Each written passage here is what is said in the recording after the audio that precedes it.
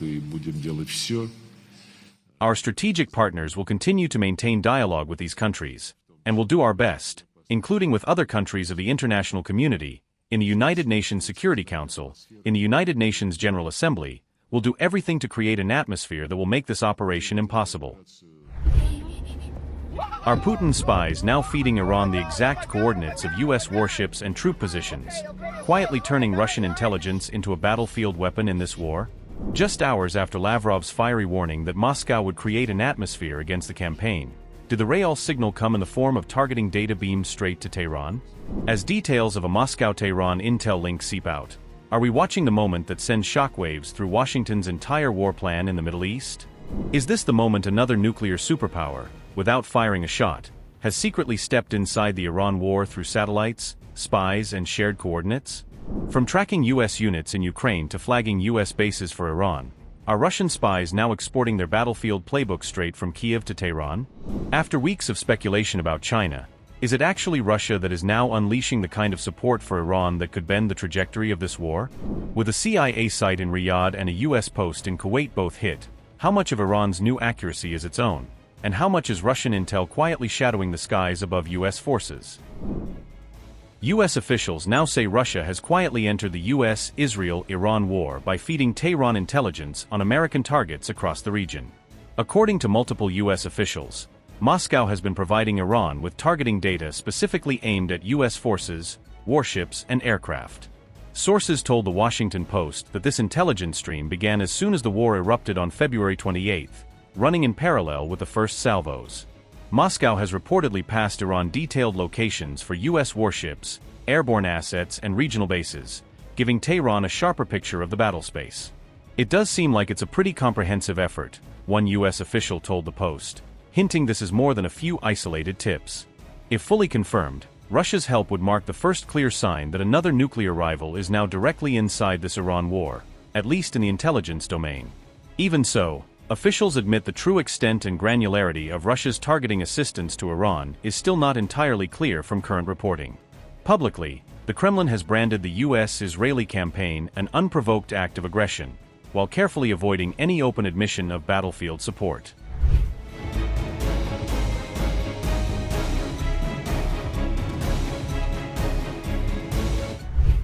Since February 28, Iran has unleashed thousands of drones and hundreds of missiles at U.S. facilities and partners across the Middle East, testing every layer of defense. One Iranian drone strike on a U.S. site in Kuwait killed 6 American troops and injured several more, underscoring how lethal even single hits can be. Analysts say Iran has made very precise hits on early warning radars and command posts that guide U.S. forces, suggesting someone is sharpening their aim. An Iranian missile strike that reportedly hit a CIA station within the U.S. Embassy compound in Riyadh stunned officials, who once saw such sites as relatively secure. Iran, Russia analyst Nicole Grajewski notes that Tehran's barrages are getting through air defenses more often, raising questions about upgraded targeting support. Dara Massakat said, and I quote, "Iran is making very precise hits on early warning radars or over-the-horizon radars. They're doing this in a very targeted way. They're going after command and control." All of this comes as reports say Iran's own ability to independently locate U.S. forces was partially degraded within days of the war starting. Before the conflict, Iran fielded only a handful of military-grade satellites and lacked a full constellation for constant real-time targeting. By contrast, Moscow's targeting apparatus has been battle-tested for years in Ukraine, refining how Russia finds and tracks NATO-linked assets. That's why analysts believe Russian satellite imagery and signals intelligence likely compensated for Iran's weakened sensors, especially against moving U.S. targets.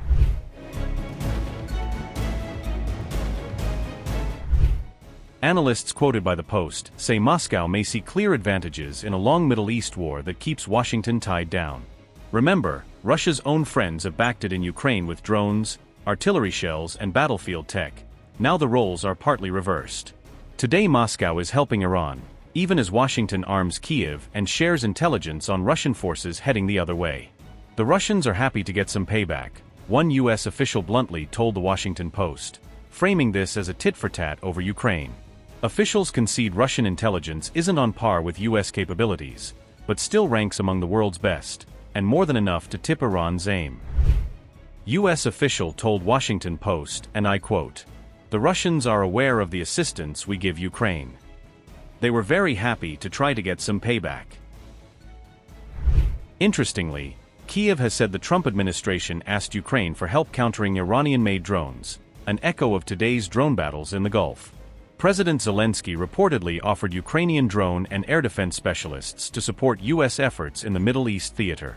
The Kremlin is reported to see two big upsides in a long U.S.-Iran war: higher oil prices and a distracted Pentagon. A grinding fight with Iran could divert U.S. focus, munitions and diplomatic bandwidth away from Ukraine, exactly what Moscow would like to see.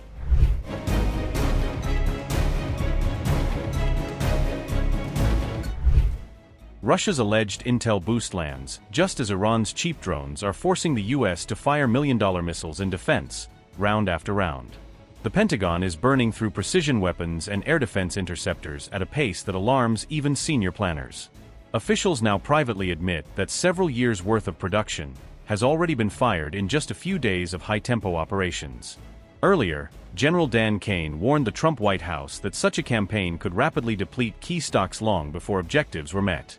Even so, the White House insists the Iranian regime is being absolutely crushed, pushing a narrative of overwhelming success despite the strain. On March 5th, Defense Secretary Pete Hegseth publicly claimed there is no shortage of defensive or offensive weapons, brushing off talk of dwindling arsenals. Our commitment to our mission objectives only increases as our advantages continue to increase. We've got no shortage of munitions. Our stockpiles of defensive and offensive weapons allow us to sustain this campaign as long as we need to. Again, our munition status only increases as our advantage increases. Our capabilities, we have only just begun to fight, and fight decisively. Having a chance to hear from Admiral Cooper. If you think you've seen something, just wait.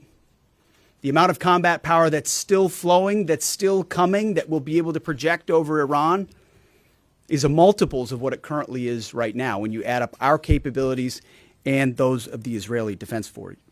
Our munitions are full up, and our will is ironclad, which means our timeline is ours and ours alone to control.